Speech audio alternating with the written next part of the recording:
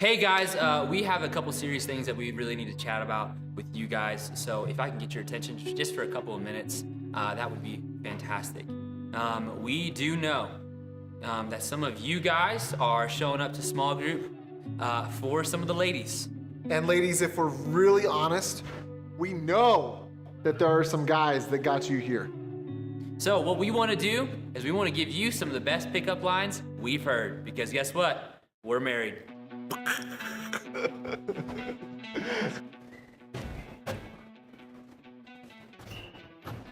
Are you a parking ticket? I looked in your eyes. Are you a parking ticket? Because I see fine written all over you.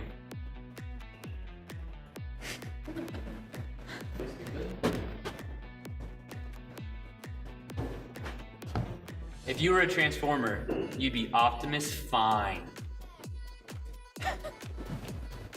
Hey, there's something wrong with my phone. It doesn't have your phone number in it. Hey baby, you tired? Because you've been running through my mind all day long. It is a mistake.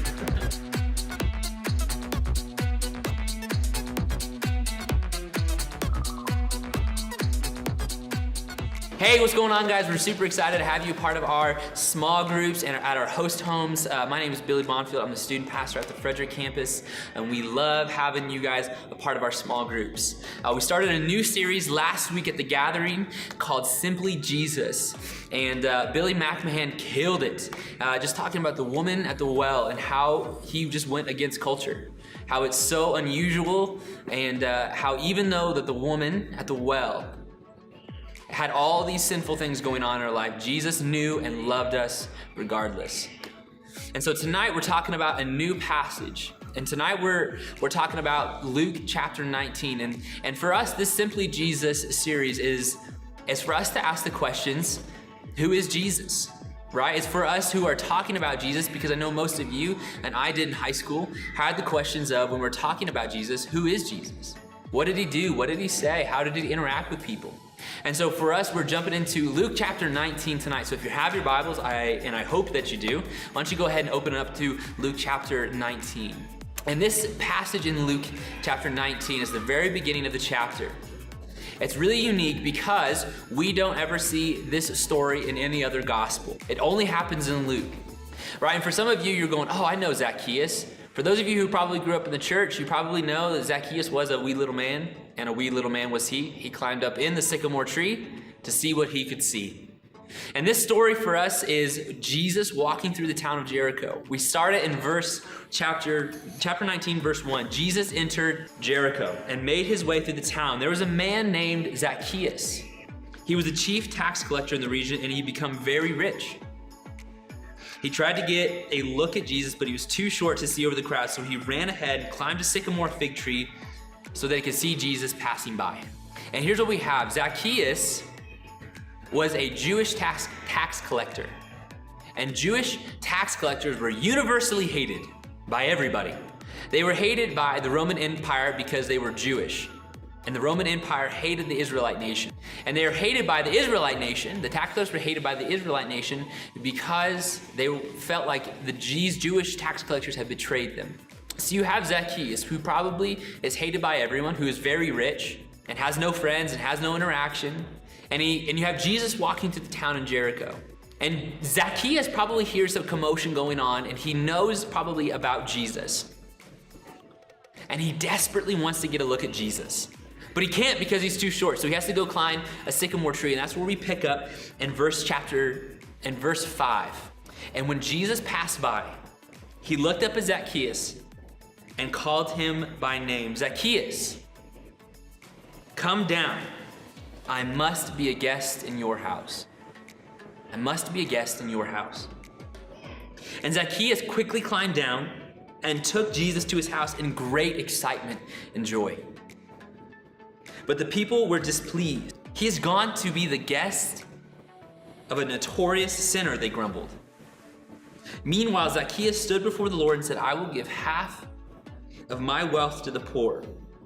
And if I have cheated people on their taxes, I will give them back 4 times as much.